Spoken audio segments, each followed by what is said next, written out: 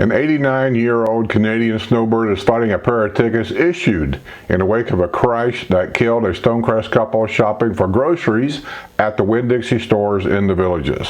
Wilfred Maybe, on the afternoon of April 9th, had been at the wheel of a 2017 Lexus RX 350 that struck 83-year-old Edward Mann and 84-year-old Marilyn Mann as they were in the marked crosswalk of the Winn-Dixie on Bicharda Boulevard in Spanish Springs. She died that night at Ocala Regional Medical Center. Her husband died 2 days later. Officials raises questions about box office no longer selling tickets to groups in the Villages. An elected official is raising a question about the box office no longer selling tickets to groups in the Villages. Amenity Authority Committee member Don Deacon has raised the issue, which has been placed on the agenda for the meeting set for 9 a.m. Wednesday, May 11th. That's today that I'm cutting this. Performing arts groups in the Villages have raised concerns that ticket sales for shows, many of which benefit charity causes, will be hurt by a decision by the Villages box office not to sell the tickets. The change in policy could have significant effect and consequences for thousands of residents represented several different populations throughout the Villages, Deacon warned. Wilda Guzman knows that Cinco de Mayo is more than a party. It's an historical tradition and way to honor Hispanic culture, said the leader of the Stella Beat. The Red Hot Latin band added to the blistery heat Thursday at Spanish Springs for the Village's Cinco de Mayo celebration. Spanish Mall sports pools will be closed in the village of Finney. A son has been sentenced after making illicit calls from jail to his mother. Scott Robert Kirster, 45, also known as Scott Fudge, pleaded guilty on Tuesday in Marion County Court to a charge of violating his pretrial release order. He was sentenced to 60 days in jail with credit for 46 already served. Quit calling mommy, Scott.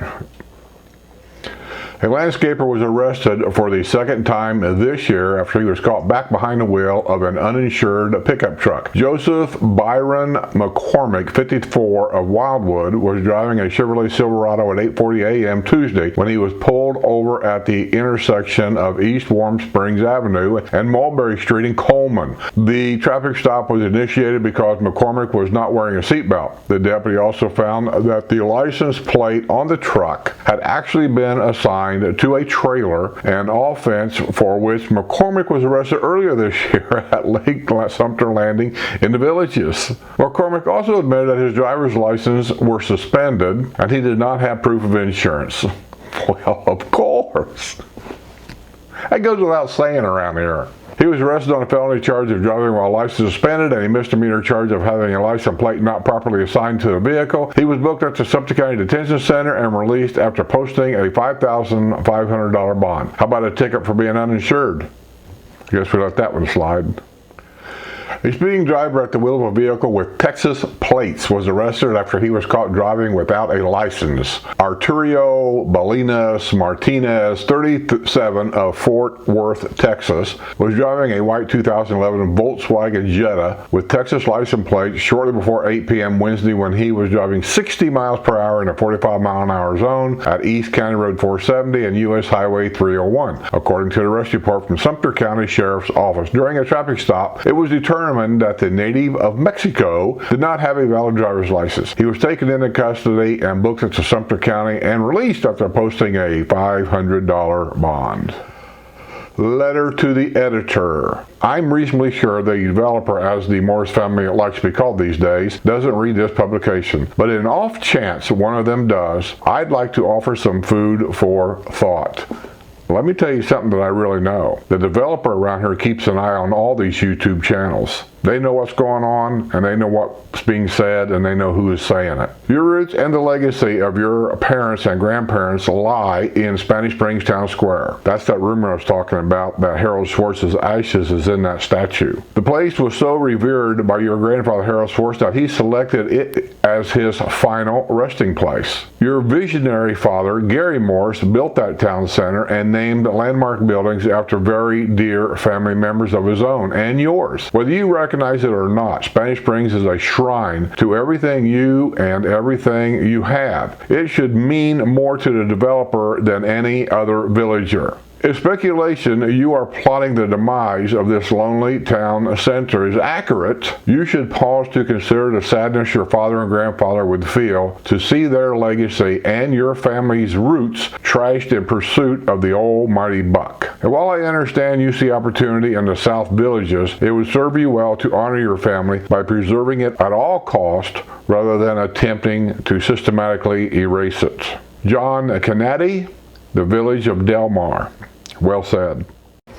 Wayne Bentley of the village of Silver Lake is one of many villagers who have been fearful that the golf cart card access gate is about to be sealed off. He and many other residents have heard the rumor that the medical gate on the historic side of the villages is about to be shut down. Many residents living on the historic side of the villages utilize this gate to access the medical offices just outside the community for shopping at Lowe's, Walmart, and the soon-to-be-open BJ's Wholesale Club, not to mention accessing the Wawa to obtain non-ethanol gas for their golf carts. I'm going to be a little critical here. They don't really have a right to complain about anything about that gate at all, because once they go outside that gate, they're outside the villages. And that so-called golf cart path that we don't own, by the way, that goes over to Walmart and all them stores over there, that's a man-made golf cart that the residents up there, chipped in money and decided to put that in. That property is owned, I believe, by the electric company, and at any given time, that electric company decides to go in there and do anything, they can rip all that stuff out. We technically do not have a village's owned golf cart path to go to any of those stores over there. Just saying. But it's been that way for many years. The rumor mill has offered theories for the elimination of the medical gate, which is located off Paradise Drive. One reason for the rumored closing is retaliation by the developer for the mob that showed up on Monday night's Lady Lake Commission forcing a 3-2 vote against planned apartments at the former home of Katie Bell's at Spanish Springs. The other prominent rumor is that Florida's transportation officials are worried about the Niagara Falls of golf cart traffic about to be unleashed upon the opening of the new BJ's Wholesale Club. Well, I don't think that'll have anything to do with it. The only reason why he put that up to start with from the very beginning, they nicknamed it the Berlin Wall, was the fact that people on the other side over there that is not part of the villages were coming through that gate over there at access. There wasn't a gate there originally, and they were coming over accessing our golf cart trails, and they're not residents here, and that's why that was put up. They all started raising Cain, saying, well, I can't get to my doctor, can't get to my doctor, can't get to my doctor, and they're blaming the developer. Personally, I don't blame the developer. All he was trying to do is protect our assets here by keeping basically outsiders out, and they didn't like it. So then he put up that gate where you have to have a resident card to go through that gate. Well, what can I tell you? That may work, may not. A villager was arrested at his home on warrants charging him with burglary and criminal mischief. Daniel Lee Mercer-Schmidt, 65, was taken into custody on the Marion County warrants at about 11 a.m. Friday at his home at 1757 Hollow Branch Way in the village of Poinciana. The Memphis, Tennessee native was booked at Sumter County Detention Center on $12,000 bond. He and his wife purchased their home in the villages in 2015. That's all he got on that guy, man, for a $12,000 bond. Just kind of wondering what he done. I know he did burglary, but it might be, I don't know, maybe not. I'll shut up now. The Azale Recreation Center Fit Club will be closed for maintenance Monday, May 16th through Friday, May 20th. If you have any questions or need additional information, contact the Azale Recreation Center at 352-674-1860. Free replacement roofs are at the center of the property insurance crisis in Florida. For those of you that watch my videos, I've already done a video on that, reading the complete story about why, when, where, and how. If you haven't seen that video, I suggest you go watch it. Governor Ron DeSantis has called for a special session of the legislature to consider measures related to property insurance, reinsurance, and changes to the Florida Building Code to improve the affordability of property insurance. Legislature will convene in a special session on May 23rd. Fines have been accumulating at an abandoned home at 1740 Magnolia Avenue on the historic site of Villages. Rodney Call paid $129,000 in 2018 for the 2-bedroom, 2-bath manufactured home that dates back to 1986. Call, who lives in Ocala, told Community Standards that the house is in foreclosure and he no longer owns the home as of October 2021. According to the testimony presented earlier this year at the public hearing, however, Community Standards checked with the property appraiser's office and found that the property is still listed in Call's name. Fines have reached $1,500 and the case has been turned over to the district council. Get ready to write that check. They're coming after you, son.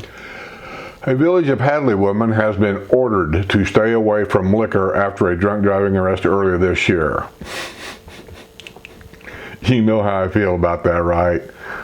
I order you. You gotta promise me you're not gonna drink anymore, okay? Yes, sir. I promise you I won't. I promise. Elizabeth Carol Helsel, 70, who lives in the Greenwood Villas in the Village of Hadley, pleaded no contest Thursday in Lake County Court to a charge of driving under the influence. She had been placed on probation for 1 year, but she can seek early termination of her probation after 6 months if she complies with other terms of her probation, including not processing or consuming alcohol. She was also ordered to perform 50 hours of community service, but can buy out at the rate of $10 per hour. She will lose her license for 6 months. That means you can't operate your golf cart. Don't get confused.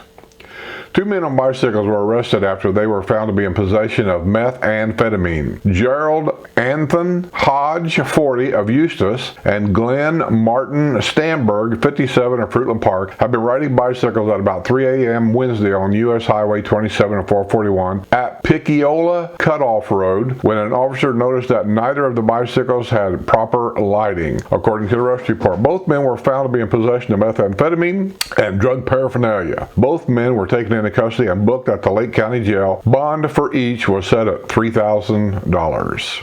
The yet-to-be-open McGrady's Restaurant and Pub appears to be struggling to find workers. The restaurant, which will feature a Scottish culinary experience, is located at Sawgrass Grove down in the southern end of the Villages. The Villages held a hiring event Saturday at the Holiday Inn Express down in Claremont. The success of the hiring event appears to be questionable, as the Villages Hospitality Department on Sunday reposted numerous McGrady's Pub jobs on the Villages Human Resources Department webpage. The jobs that were reposted on Sunday included a kitchen supervisor, host, hostesses, prep line cooks, server, barbacks, and dishwashers. McGrady's apparent employment struggle comes at a time when many restaurants in the Villages are facing a labor shortage. McGrady's Pub has a leg up on hiring as it can dangle coveted benefits because it is operated by the developer of the Villages. McGrady's Pub is offering benefits including 401k plan, as well as health, vision, and dental coverage. Employment at the restaurant also comes with Tier 1 eligibility at the Villages Charter School. Tier 1 is reserved for those working for businesses entitlements operated by the Villages and is a privileged perk sought by parents.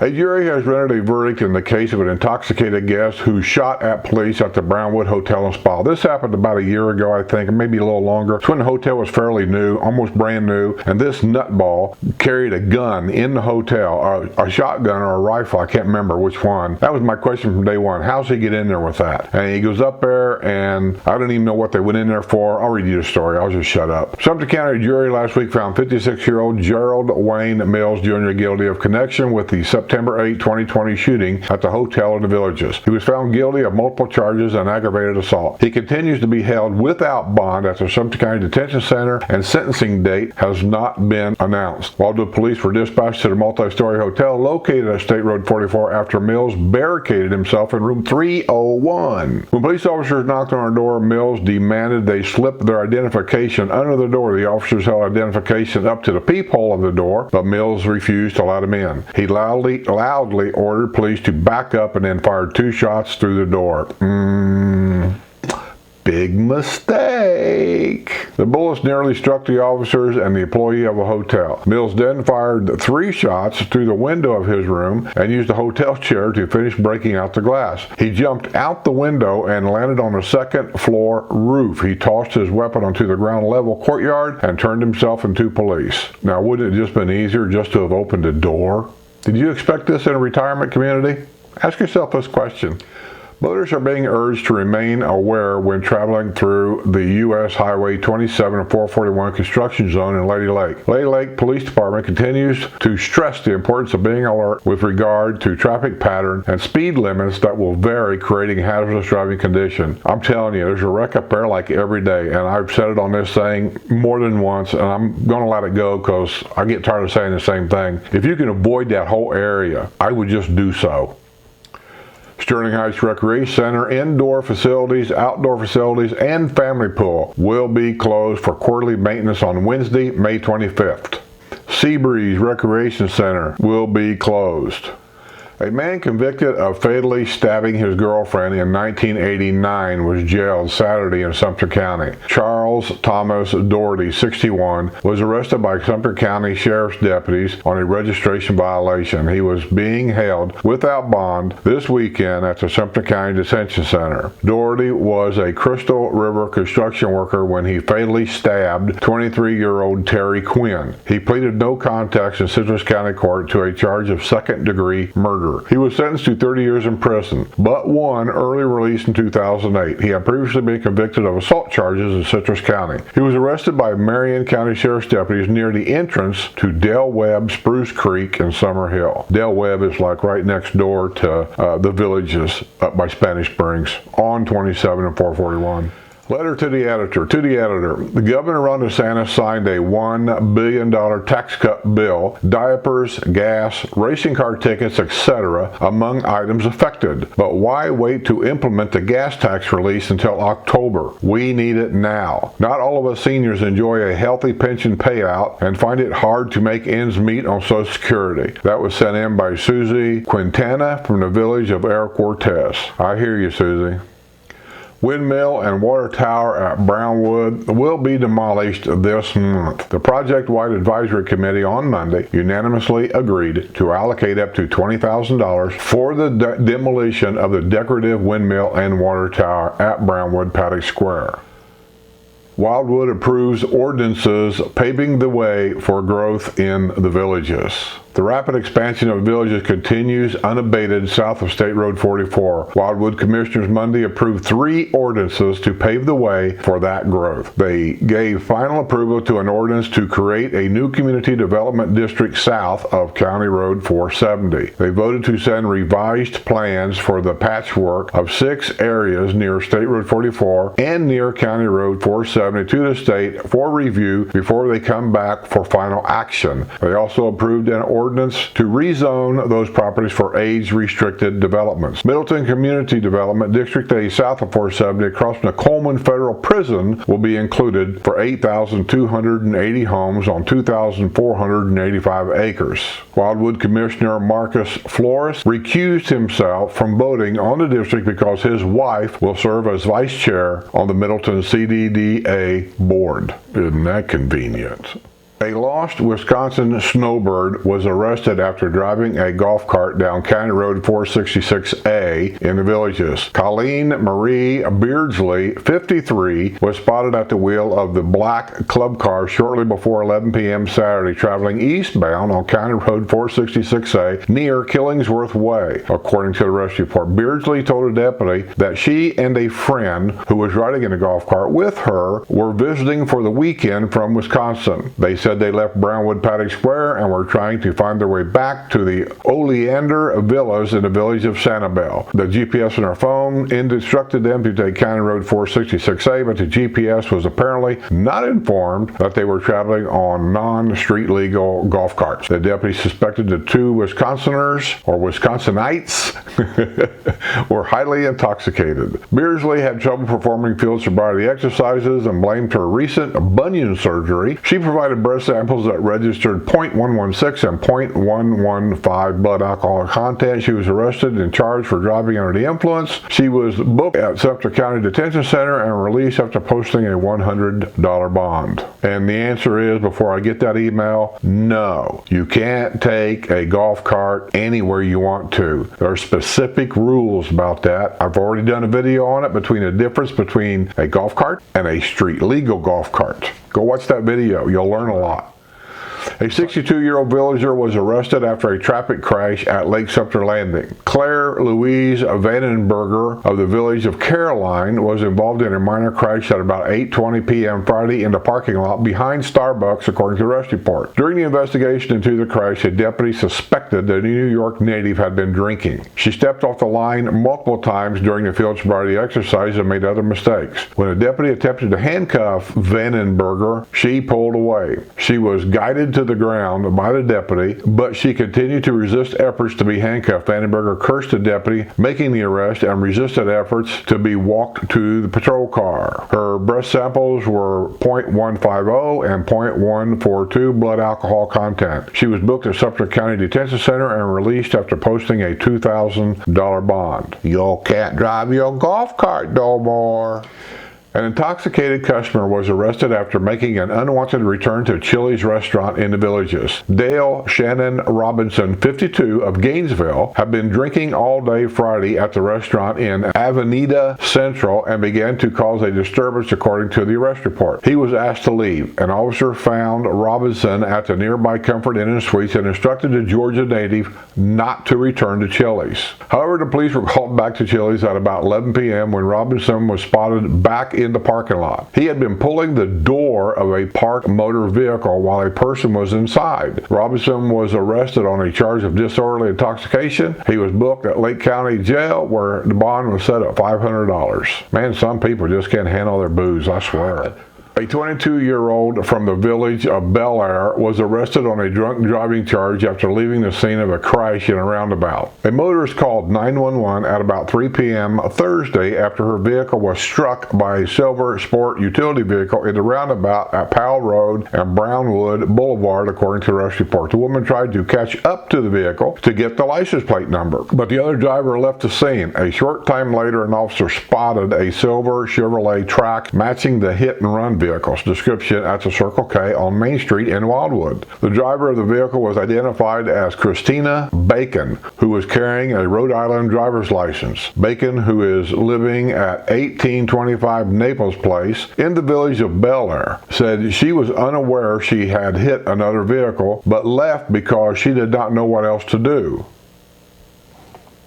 Bacon's vehicle was heavily damaged and the rear passenger tire was completely flat, with large tears in the external tire wall. There was a bottle of alcoholic beverages on the ground next to the driver's door, including an empty small plastic Barefoot wine bottle and a quarter-full medium Beatbox alcohol beverage, which was still cold to the touch. 4 White Claw cans were found in the vehicle during the inventory prior to towing. Bacon struggled through field sobriety tests. Her blood alcohol content read .116 and .118. 22-year-old living in a retirement community. Why?